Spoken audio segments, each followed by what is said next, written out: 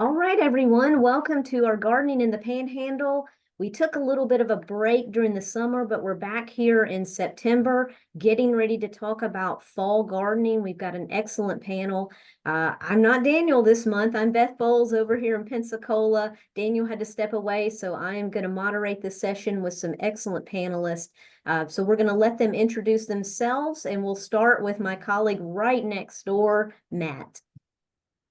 Hey, I'm Matt Lawler. I'm the commercial horticulture agent in Santa Rosa County, Florida. All right, moving east, we have Evan.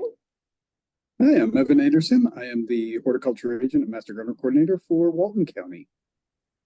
And one of our newer, not quite new, but newer agents, we're so happy to have Abigail or Abby. We know Abby. I'm in Jackson County, which is Marianna, Florida, and I'm the horticulture agent here. Yeah, you don't want me calling you Abigail all day, do you? It doesn't matter. I go by both. It's like Elizabeth. I know. Wait a minute. Something's up with that. Well, welcome everyone. We have the chat over to the side, and behind the scenes, we have our technology expert, Julie McConnell, who is our regional specialized agent out of Washington County. So she will be monitoring the chat for us. If you have a question, and she's also going to be placing those handouts with links in the chat. Just remember, you don't have to copy everything down or remember everything we say. We will be writing an article that will go in Gardening in the Panhandle newsletter that will summarize this event. But today is all about fall vegetable gardening.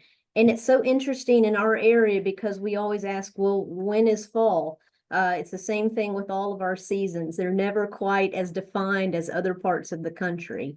So we're going to start with you, Abby. When do we start seeds for a fall garden? Because is fall's coming? We're not, it's soon, or our temperatures still feel like they're summer, but here we are in September. Should we already be starting those seeds?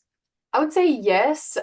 Typically, most seeds need to be started between like 6 to 8 weeks prior to your planting date. There are a mix of fall vegetables that you can start or put in the ground, I should say, in mid-September and then start in October.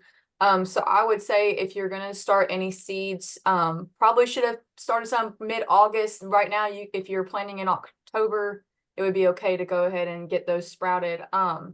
But typically, again, 6 to 8 weeks is what we're looking at for a healthy transplant to go into the ground. Now, if someone says seeds are too much trouble, I'm just going to do transplants, can they wait a bit? They can. So you also have to keep in mind when you do transplants, you're buying time if you didn't start your seeds on time. So again, if you didn't start your seeds in mid-August, a transplant would probably be your best option now. Typically, transplants need to be about like 4 to 6 weeks old. That's when we think they're about the healthiest to go in the ground. They have a defined root system at that point, then they'll be able to uptake nutrients when they go into the ground and not be like shell shocked or be more vulnerable because they're healthy. So two ways to start. You can start some seeds with certain plants or grow with transplants if you know what you want in the local nurseries. What are some things, Abby, that people should be thinking about growing in the fall? What are some of those tried and true things that do well for us? So there are many things you can grow in the fall, and I have a list here because, the amazing horticulture I am, I forget things. So in September, you could start broccoli, cabbage, carrots, and collards. A lot of people will do early variety of strawberries in the fall. They're very sweet to this time of year. Sometimes the cooler temperature will build up a more of a taste on those varieties. And then in October, you can look at bulbing onions, bulbing garlic, salad crops like lettuce, spinach, arugula, bok choy, all kinds of leafy greens do really well in October. So yeah. So you've got a lot of variety coming. There's a lot to choose from. Turnips, I think you could do mid-September or October, depending on how cool or hot it is outside. You could do radishes in the fall. There's a whole list of things. So fortunately, we have a North Florida calendar for gardening, and you can find that on Ask IFAS, and I think it's in the publications list that we are going to send out to the participants. And it can give you some pivots for more detailed information on what you can grow in the fall, and I really encourage a lot of people to take a look at it. It's got some really good information. So lots of variety, but Evan, are there some things that we really don't try here in this area? You know, we see all these wonderful magazines and we look up at all these seed catalogs. What should we kind of maybe stay away from unless we just want to get something difficult to try? Absolutely.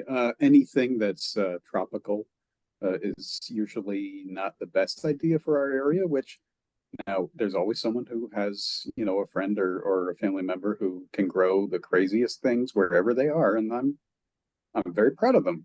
But that doesn't mean that it's going to be the easiest thing to grow. So you know, if the planting zone is too far out of our region, it probably won't do terribly well in our area. Yeah, and do we sometimes have issues in our area because we get warm in the winter too with some of these things? We do. So if you know, for example, apples and peaches, there are low chill varieties that need less chill hours in the winter, but it's still not guaranteed that we'll have enough chill hours for those to really thrive. So if you want to plant something like that, go ahead, but just don't get your hopes up too hard because you know, a number of years out of, you know, any given, you'll be disappointed. Okay. Well, yeah, we don't want to be disappointed gardeners. We want some success. So maybe stick with that list that Abby has and that's in the chat over there and start with those things. And then you can spread your wings as you get more experience gardening. Well, Matt, one thing about gardening, you know, we've always traditionally grown in the ground. But is it okay to grow in a raised bed in this area? A lot of people do now. That's kind of for some maybe the way they've moved. And what do we do to kind of get that ready? And what happens if there's some partial shade, you know, because winter sun changes. So can we still Sure. have a garden in that kind of area? Yeah, so a lot of times we do recommend raised beds in our area because we have such sandy soils, especially this portion of the Panhandle over here in the west. And you know, just prepare it like you would any other, you know, natural or natural soil that we have available to us. You can even do some of the same things that we do with cover crops and tilling in, you know, whatever's remaining from the crop after harvest. So a couple things that do handle shade. Some of our leafy greens, you know, our collards and our turnips can handle some shade. Our lettuces, especially if we're buying transplants now, they probably do need a little bit of shade with this heat that we're continuing to have into October. And then one other thing, and Julie will post the publication, but there's been some research with growing bell peppers in the shade. Now, that's probably not something we do in a fall garden in the shade. It's more to extend our season in the spring garden and just kind of help those peppers continue to go throughout the summer. And that study, they did grow in containers, so kind of like a raised bed, and they used composted pine bark. But you could also use some other materials, you know, some compost type materials or even some synthetic materials if you want to go more the hydroponic route. But check that out and read about it and see how well they did with peppers in the shade. Yeah, wonderful. Yeah, we know how landscape changes as we move through these seasons. We're so intense in the summer, but sometimes we get some of that break as the sun gets lower. Well, you did mention containers, Matt, so I'm going to move to Abby for this next question. A lot of people don't have room for the in-ground garden or for a raised bed even. Do vegetables in the winter really, are they suited for containers? I believe so, yes. I think a lot of the more common ones that come to mind when people think of like container gardening vegetables would be a lot of your leafy greens, because you can harvest them as they grow, or you can pull out the complete lettuce, cabbage head, whatever it is. But you have to take in consideration the root depth that they will need for them to grow an edible size. So I would say probably a lot of like your butterhead lettuces, or buttercrisp, excuse me, iceberg would be okay. People do container garden tomatoes, but again, they're going to be probably a little bit more light tolerant and need some sort of full sun atmosphere. So if you're thinking of container gardening on a porch, also consider the amount of sunlight you're going to get for those to grow correctly, and kind of to back off of what Matt was saying with the shade. But yes, I think the easiest thing for people to grow in a container if they're not used to doing it would be a lot of the leafy greens. Yeah, There is a couple of different blog style posts on the UFIFAS Gardening Solutions page, and I refer a lot of my clients to it. It makes it pretty simplified. And then you also have to consider your media when you're container gardening. You're in a small space typically for a pot, so you have to know that your nutrients are going to deplete over time as that plant is growing in there. The more you water, the more it's draining out. So it may need a couple of pushes of fertilizer throughout the time that you are growing it. But if you don't have the space to do it, container gardening is the best option for you. and there's lots of types of containers too. It's not just your little pot. There's kind Yes, of yep. tubs and round barrels and all that sort of thing too. You can get as creative as you want. As long as there is good drainage and you don't have sopping wet soil and whatever you're growing them in, you can make a container out of anything. So a good way to garden. So raised beds, containers, or in the ground, all those are good for the winter garden. Well, Matt, we did have a question because, again, back to some of these magazines, we see these wonderful garden pictures that don't look anything like a garden. They kind of look like just a planting mix in your ornamental bed. Could that be suitable for a fall garden as well, not to have the traditional rows and things lined up and spaced out? Sure. Now Abby mentioned saving space with containers, but making your landscape your edible landscape is another way to save some space. So we do have a publication about edible landscaping using the 9 Florida-friendly landscaping principles. But think about it more, plant size, of course, and then also when you're planting, you're designing your garden. Think about the maturity of those vegetables or even fruit shrubs or trees that you're putting into your edible landscape, just so you kind of timing everything right. But I mean, one thing you could do, if you did have like a sidewalk path or something like that, you could have your lettuce or your greens closest to the path, and then put something that might have, like an onions or something that's a little bit taller behind that, and then think about some vegetables that you might have to stake, but you can still make them look pretty, or even some containers in the back, just to kind of finish out your landscape vegetable garden per se. Is there a consideration when people kind of combine these things with some of the care, because sometimes we treat our lawn for things or treat other plants for problems. Is that a consideration with edibles? No, that's definitely a good thought. I mean, we need to think about what products, pesticides and different fertilizers that we might be putting on the edibles or on the turf areas that don't need to be near the edibles. So definitely think about that. Also think about the soils, if you are doing this, immediately next to your home or close to your home, some of those soils might be quite a bit heavier than our native soils. And you might have to think about some drainage so you're not, just putting those plants in places where they're doomed for failure. And this may be a way to take Abby's container gardening and move it into your landscape, but be a little bit safer. Yeah. Sure. Okay.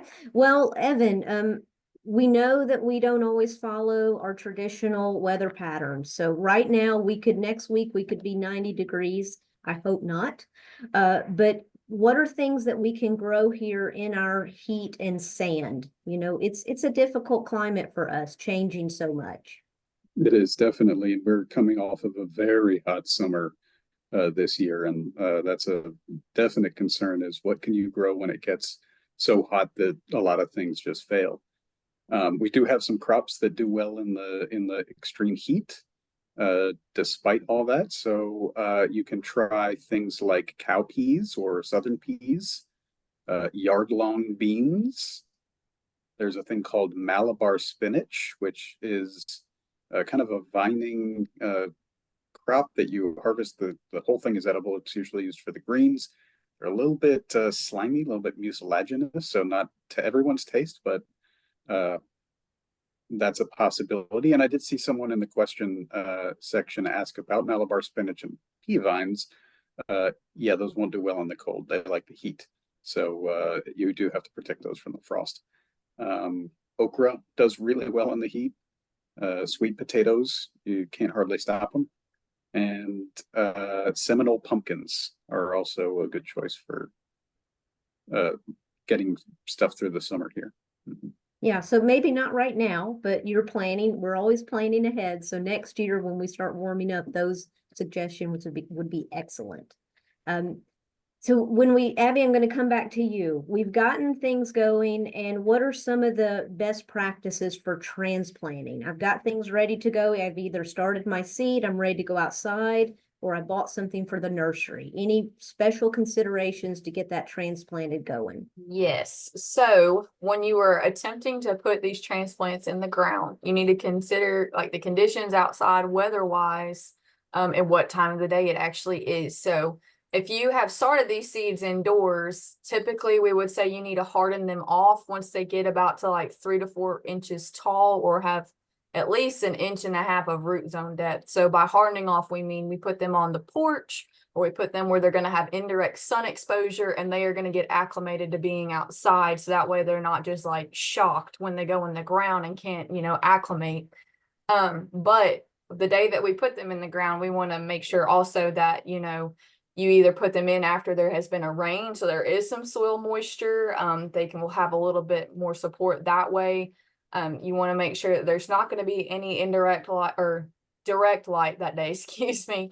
So doing it in the late afternoon, if there's been a lot of sun, is typically best, or if it's a cloudy conditions, you can put them in earlier in the day. But again, you want to take in consideration, like these plants have been inside for probably 1.5 to 2 months. So coming outside, they need to really adjust to where they're going to be in the growing season.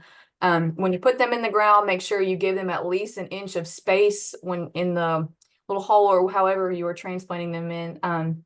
That way their roots can start to stretch and get adjusted to being in a bigger open space than the little soil media container you probably had them in, or the seeding tray, whatever it may be. But that's typically what I try to recommend to clients. But hopefully you also want to consider, like, you're using the healthiest of your transplants or the healthiest plants that you bought from the nursery. You don't want to put in something that's going to struggle from the beginning. And also, if you have started seeds at home and you have enough transplants, keep an extra stock on you, that in case some of them do decide to die off once they've been transplanted, you can easily replace them without having to spend more money on transplants. So maybe not the discount shelf for vegetables. Right. Don't go to the clearance aisle and Lowe's. Make sure that they are healthy enough that they won't, struggle once you put them in the ground. All right, great advice there. So we're going to move a little bit and talk about some specific things. So Matt, I'm going to start with you. A lot of times people like heirloom plants. Are there any benefits to growing heirloom varieties over a hybrid? I would say one of the main benefits would be that you can save the seed from an heirloom plant, because they are going to be open pollinated plants. So you could, if you do want to allow that crop to go all the way to seed, or if it's, maybe a tomato where the seeds are in the fruit. So as long as you harvest it ripe and dry out the seeds, then they're ready to go. And another reason people might want to go for heirloom would be for the flavor. Some people seem to think that some of the heirloom varieties, and that they were selected more for flavor. A lot of our varieties now are selected for disease resistance or some different pest resistance. But back when we were just saving seed and passing it on to generation to generation, we were going more for what tasted good and what had good size to it. The last thing might just be for having something that's unique. There's a lot of unique heirloom vegetables. There's some corn that's like 3 years stuck together, and some really big tomatoes that are all wrinkly, a lot of our heirloom tomatoes. So those are some benefits. Some things that might not be good about heirlooms is that they aren't always disease resistant or resistant to some different nematodes and pests, diseases that are vectored by pests. So we definitely have to think about that when we're choosing our vegetables. The good thing is you've got a couple gardening guides that you're getting today, and some of them do specify, which vegetables are open pollinated or heirloom, and which ones would do well in our area. Okay. Well, that's some good advice for everyone. You have many options these days. It used to be you had what was available at the nursery. Now the world is all open to you in choosing plants. For sure. Abby, I'm going to ask you about my favorite plant. How do we grow broccoli here? So broccoli can be started in about like early to mid-August if you're gonna do it from seed, not a transplant. And it'll last typically, depending on if how you're harvesting it, you could probably get multiple broccoli stems or heads off of it until February, depending on our weather too.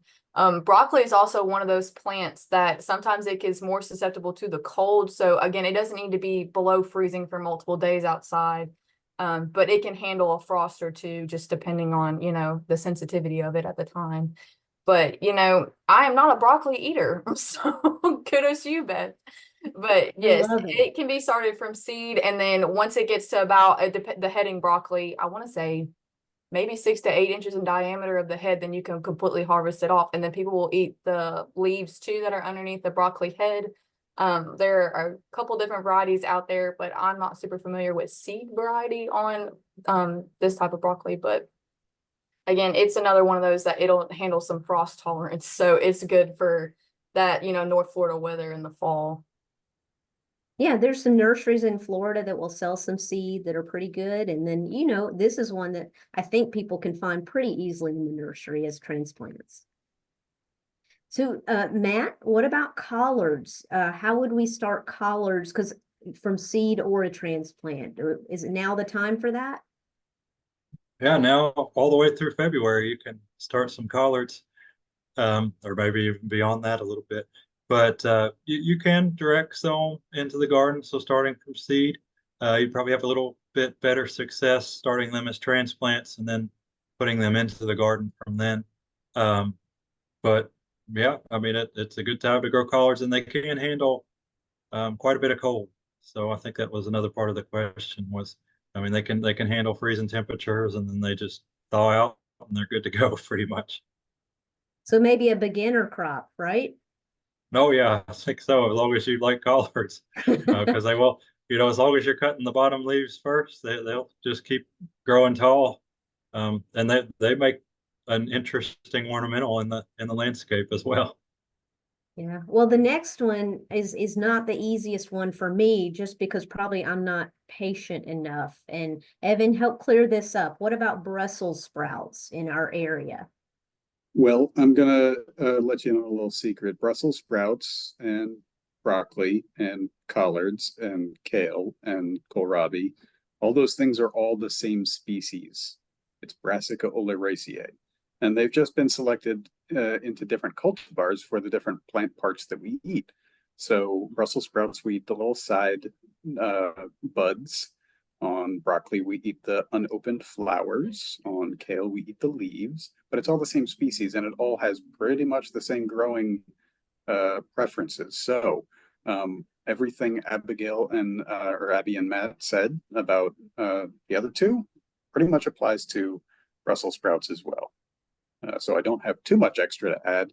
Cool weather is what they like, but too much frost. And that's the trick about growing here in the Panhandle, is that it's Florida, but we still do get freezing temperatures down pretty low occasionally. And it might only be once every few years that we get a really hard freeze, but it can get down into the teens. I've seen that several times in my time here, and that will kill even a cold loving plant if it's too cold for too long. So, plant at the right time, get ready to protect them if you get 1 or 2 nights of really, really, really cold weather in a row, and keep after them with the pests and diseases and all the other things we have in Florida. Cabbage moths love all that stuff. So Yeah, that's a neat plant though. It's fun to see it growing when you can get it to Yes. go. So I'm going to try some this year. I'm really good at kale, but I'm going to go with Brussels sprouts too. Now another one people love, Matt, are all types of onions. So there's many ways to start, but shallots and green onions, is it time to put those out now, or do we need to wait a little bit? So if you buy an onion seed or shallot seed, you can go ahead and put that into the garden. now. And then you'll be more successful buying sets. So that's what they call the little baby onion plants. And you might wait, a couple weeks and then start planting those if you're starting them as sets. But the germination time and rate on onions is a little bit slow, so you got to be pretty patient if you want to go with that crop. But I'd say, go ahead and get your sets if you can find them and start planting in the next 2 weeks or so. Do you know if people can grow a bulbing onion here? What type they should get maybe? People love sweet onions like the Vidalia onion. So you can look at the store and find any that say sweet onion. But the main thing that you want to look for is that you're buying short day onions. So even within the bulbing or the onions that you're buying for green onions, they all will need to be short day length plants. Okay, great.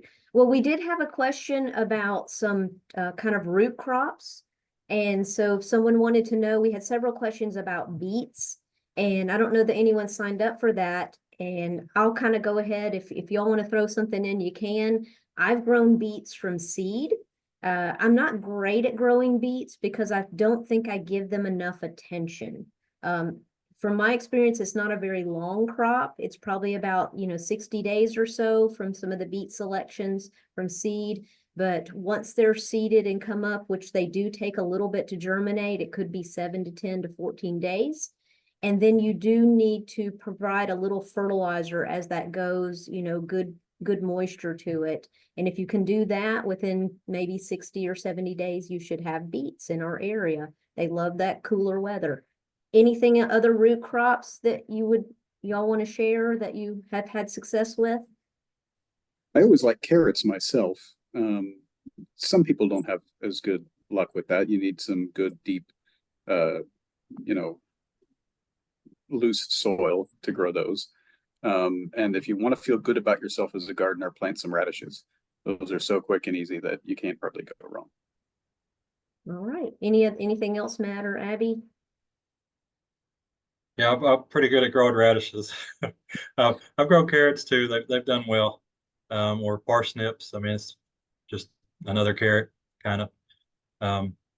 But radishes, I mean, there's so many different radishes that you can buy now. Rainbow ones and watermelon radishes and all sorts of pretty colors and different designs. Yeah, if you like a little spice, that's the way to go for sure. All right, Matt, you helped us with the onions. Now, what about garlic? Can we do that? Is now the time? Yeah, so just like onions, we time it about the same. The garlic that I would recommend that might be a little bit easier to grow in our area is elephant garlic, which isn't really in garlic at all. It's more like a shallot, but it does have that good garlicky flavor, maybe just a little sweeter, not quite the garlicky bitterness that we have. And there's a great article. I think it's from Molly Jameson that Julie will put up there, all about growing elephant garlic. Yeah, I mean, you do have to wait on that, I think, though, right? Yeah, it's another slow crop, so Okay. just keep that in mind. It might be 6 months or so. Yeah, you're not harvesting that in a few months, so just be patient with your garlic. That's the good thing. We did also, Matt, I wanted you to share just a couple. We had a question about some blackberries. And Evan, if you want to throw something in a minute too, are there a couple of blackberry varieties you would recommend for our area? Sure. There's Washita, Arapaho.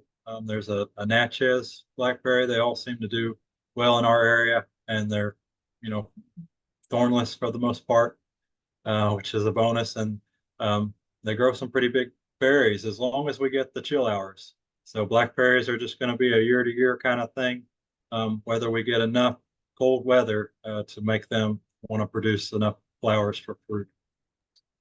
Yeah, Evan? I'll just say that varieties aside, keep an eye on blackberries for pests and diseases, because it's definitely possible to grow them, but they do get some of the critters and diseases that go after them. So Yeah, and someone did ask about pruning. There are some really good videos from our friends at NC State and University of Arkansas. They go through a YouTube that show kind of how to prune the primocane and then the floricane and how to take off laterals. So that gives you some guidance on that. If you want to know how to prune, if you planted thornless blackberries, I would definitely recommend it. Evan, we're going to come to you on some warm season plants now. This is not one we would necessarily plant now, but someone did have a question about how to get basil to germinate more reliably. someone wants to make some, what you call it? Help me out. Pesto? Pesto. Thank you. Yeah. Oh, yeah. I like it. So basil is fairly easy to grow. It likes rich soil, so start with a good organic matter based mix. It needs to be well drained, so you don't want the roots sitting in water. It likes full sun. It likes warm temperatures, so probably not the best fall crop. And it does like plenty of moisture, but again, well drained. You want to sow the seeds. They're very small, so only about 1/8 of an inch deep. And then be patient. It takes a week or two for them to germinate. So give them a little bit of time, and they should germinate. If they don't, and you're having just pulling out your hair trying to get them to work, find a friend with some basil and take some cuttings, because they're really easy to root. Just put them in a glass of water and they should root after a while, and you can plant those. So you got a couple options there. I'd probably seed basil indoors, February, maybe January if you want to stretch it. And then if you want to, direct seed outdoors or transplant, you're probably looking at March or April. Yeah, we had a lime basil and it reseeded everywhere. So it just did it on its own. No help needed. All right, we're going to go into, this is not normally the time of year we think about tomatoes. But Matt, someone had a question about fall tomatoes. And I think you've written an article in the past on fall tomatoes. Are we too late for that? Not if you're buying transplants. You could go ahead and get some tomato plants, transplants, and get them into the garden. You might still pick some that are more heat set plants, just so they can, deal with our warmer weather that we're still having right now, at least for the next few weeks. Some varieties that I think would be good, just mainly for their disease resistance and some resistance to some other issues, would be like Florida 47. There's a Florida 91. There's Amelia, that's an older one, that's a good one. There's a Mountain Spring, and then there's a couple of other varieties that have the word mountain in them that do really well. It doesn't sound like they would do well here, but they do well here. There's like a Mountain Rouge, and I think there's like a Mountain Blush, and they're have a little more pink color to them, so they might not have that harsh of an acid flavor to them as well, if you're looking for that. If you want to go for some of our heirloom varieties, we can do Brandywine and Cherokee Purple do pretty well here. They have a little bit more resistance to the humid climate that we have here. They just have to be tied up because they are vining types. So think about that. Those other ones were all bush types, or like a semi-bush vine with the mountain varieties. Yeah, we never know when that first frost is going to come, do we? So No. we could be okay. We might not.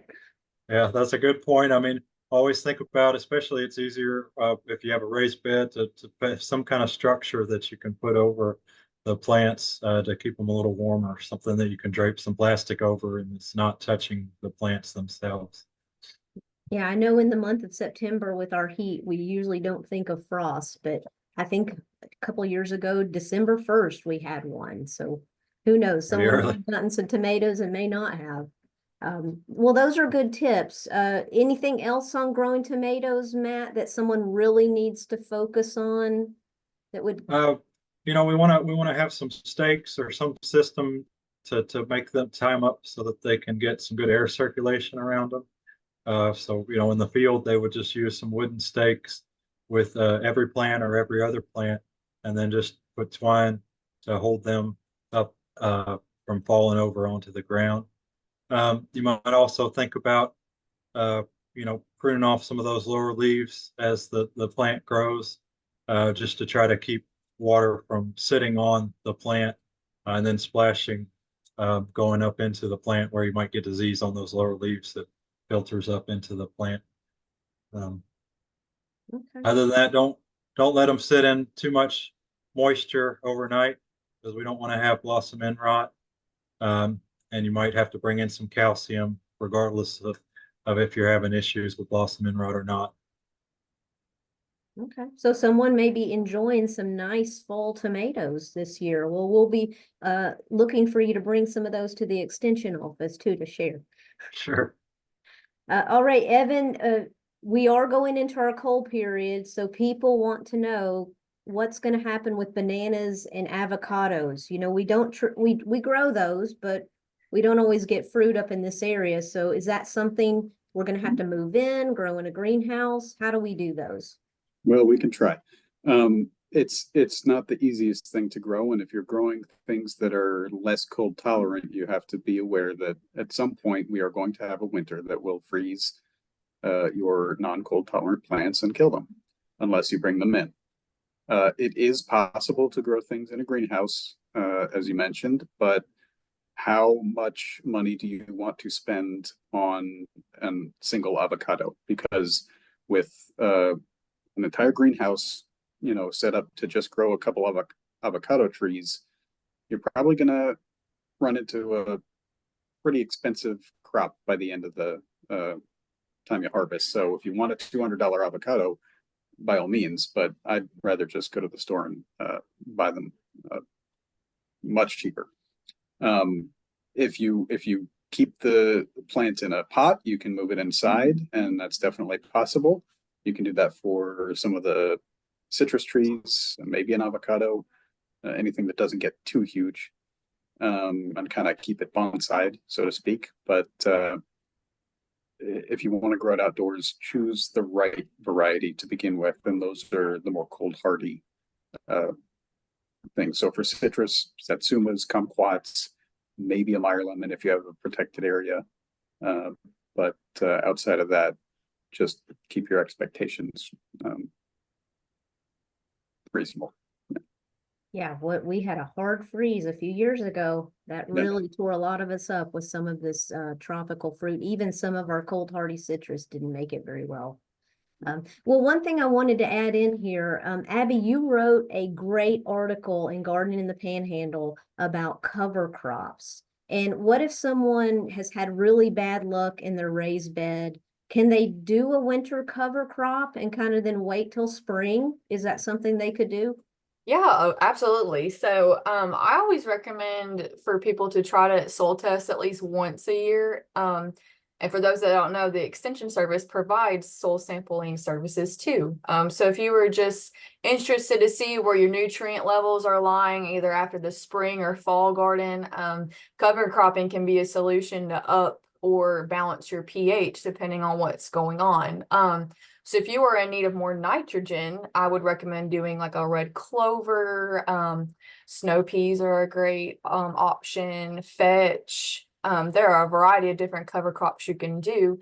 But by also cover cropping, you are creating a no-till type of situation for yourself, and you can crimp those crops down. It's a lot of C's right there. Crimp your crops down and allow them to compost themselves back in for the coming season. And so you're giving yourself a good nutrient base from the start of the next season you're going into. You don't necessarily have to do them in the wintertime. You can even just do it in between like your spring and your fall garden if you have enough time, depending on when you've harvested. But it's a great way to not organically modify your nutrient levels, but it's a good way to have to not do any additives in an unnatural way. So yeah, I think a lot of us may try cover crop. I mean, after I read your article, I was like, yeah, I can do this. This is right. terrific. And two, there are a lot of blooming cover crops. So the bees that are not out and about and some that do go dormant, they won't need as much pollination services, but there are some that are still out in the winter times. This is a great way to keep them fed and also, be environmentally friendly. So Yeah, beekeepers are always looking for winter nectar and pollen sources. So some of those clovers would be great. And sugar peas, ooh, I'm ready. I'm there for that one with my broccoli, huh? So we're going to move and talk and finish up today with a few pest problems. I don't think the winter garden's quite as bad as our summer garden. But Matt, what are some of the pests and diseases we face more for our fall and winter garden? Well, the thing that's all over my sweet potatoes still is white Oops, I think Matt has frozen for a minute on us. Yeah. flies. So they might transfer over. I might have lost you for a second. I know I You had a did. bad If you don't connection mind there. kind of starting over there, Matt, we lost you. Okay, sorry about that.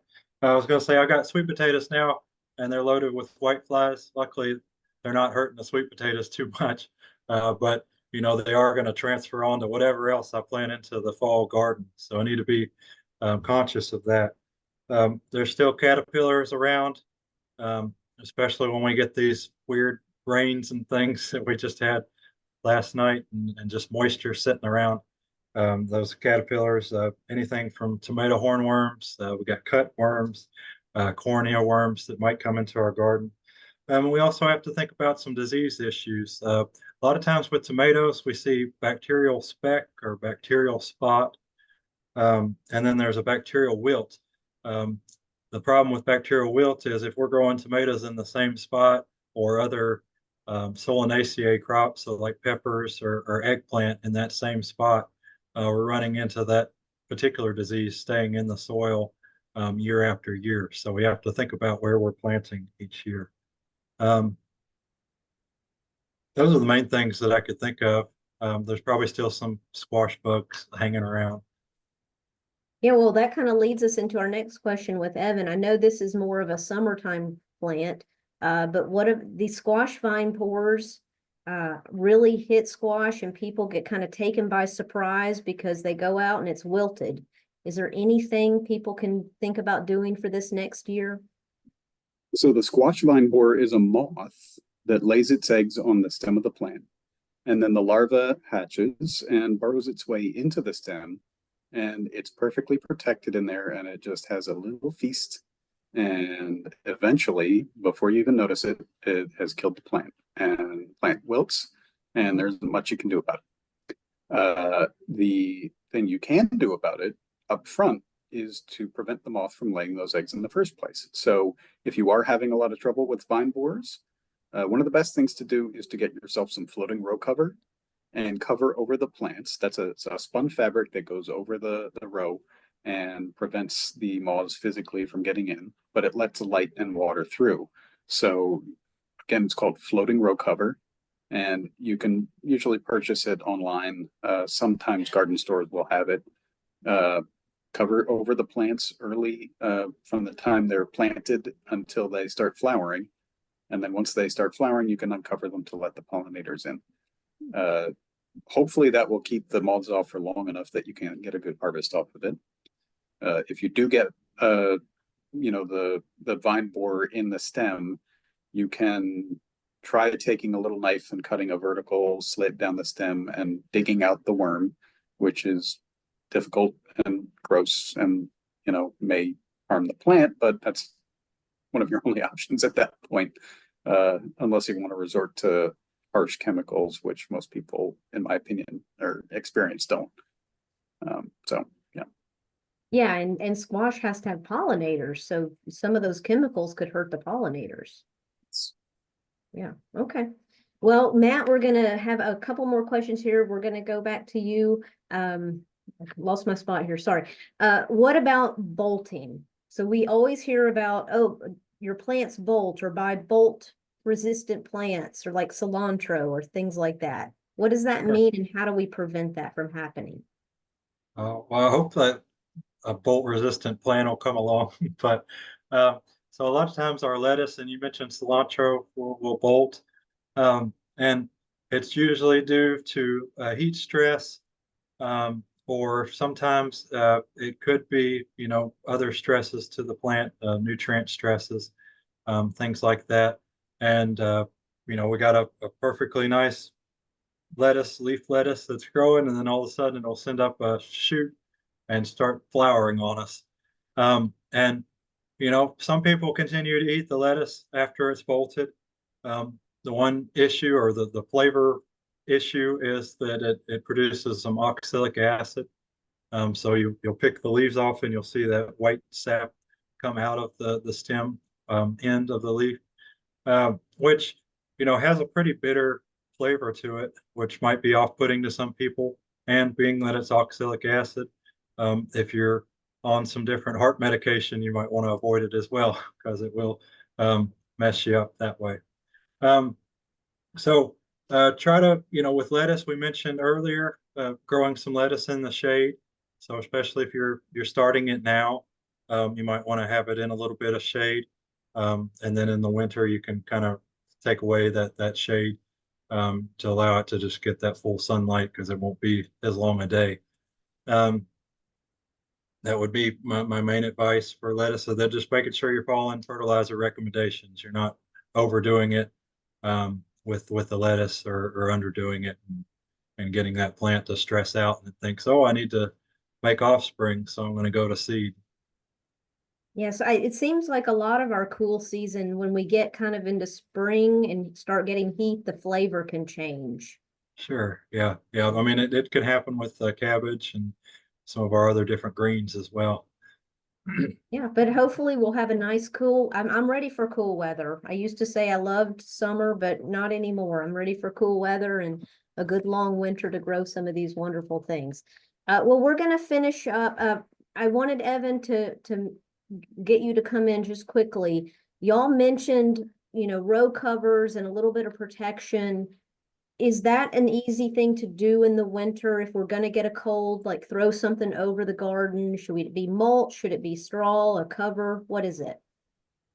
Whatever you got in a pinch will work, as long as you have that kind of layer of air that isn't moving next to the plant. It'll give it some insulation. So probably something like a row cover would work a little better, but you know, a big old heap of pine straw will cover over a small plant and protect it a little bit. You only get so much protection from these things. So if it gets you know, down into the teens for a few nights in a row, good luck, unless you have heaters outside or something like that. Some farmers will use sprinklers to coat the plants in ice, which insulates the plants. But you know, on a small scale, that's probably not particularly viable. So yeah, row covers, mulch, pine straw, anything that can cover over the plant, trap the air in there, and give it some insulation should give you a few degrees of protection. Yeah, sounds good. We may have to do that. Now, one last question we had from one of our attendees today. Do y'all know of any new pests coming in that we would have to worry about? I can't think of anything in the vegetable realm. We have some ornamental pests for sure that are coming in, but anything y'all can think about that we're on the lookout for? No, we haven't got lantern flies yet, and I don't think that's on the menu for the near future, but we'll keep an ear out, and if we hear anything, keep an eye on our Gardening in the Panhandle blog, and we'll be sure to let you know. All right. Well, I think that finishes us up for today, and we've got some great advice to get you started. You got specific information about some of these crops. Remember, in the chat, you've got some great links. Those will be in our newsletter. I want to thank all of you, Matt, Abby, and Evan, for sharing your expertise. Y'all check them out for their articles on gardening in the Panhandle as well, along with our colleagues. Thank you, Julie, behind the scenes.